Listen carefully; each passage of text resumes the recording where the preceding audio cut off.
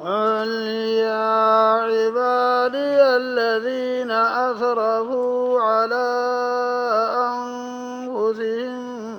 لا تقنطوا من رحمة الله إن الله يغفر الذنوب جميعا إنه هو الغفور الرحيم. to wannan komi yawan zunubin da ka samu,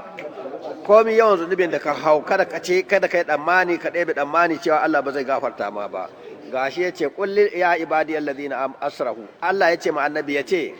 ya ku bayina alladhina asrafu wadanda sun ka yawaitar da zunubi ala anfusin ga kawunan su bil jinayati alaiha wato sun yi laifuka ga rayukan su bil israfi sun ketare haddi fil ma'asi ga sabani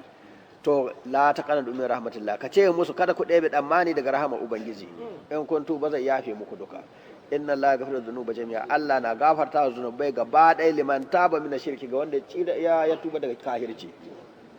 innahu huwal ghafurur rahim Allah shine mai gafara rahim mai jin kai wato abin nan laifuka iri uku ne akwai wanda Allah bai gafartawa mutun ya mutu da shirki wannan shi babu gafara abinda bai zan da shirki ba Allah na gafarta shi wato in an ka ba mutun dama ya tuba tun nan duniya za a gafarta sannan in ba shi damar tuba ba har ya mutu sai a mai da al'amari mashi'a zuwa ga Allah amma dai ba zai dawwama cikin wuta ba wa ni bu ila rabbikum وأنيبوا إلى ربكم وأسلموا له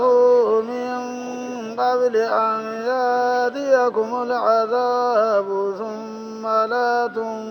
تنصرون وأنيبوا يا كو جماعة musulmi ku koma al'amarin ku ila rabbikum zuwa ga ubangijinku wa aslimu lahu ku miƙa wuya zuwa gare shi wannan shine ma'anar islam miƙa wuya ku miƙa wuya zuwa gare shi min qabli an yace kuma azab gabanin wata azaba ta zo muku in kuma azabar ta zo ba ku miƙa wuya ba to ba la tunsarun ba za a taimake ku ba za a hana ku daga azaban nan ba illam tatubu ba ku tuba gabanin mutuwa saboda haka ku tuba kun gane duk yawan zunubin ka kai ya baka tsoro ka tuba kawai in mutum ya tuba ko kahirci ne ya tafi Allah ya taimake mu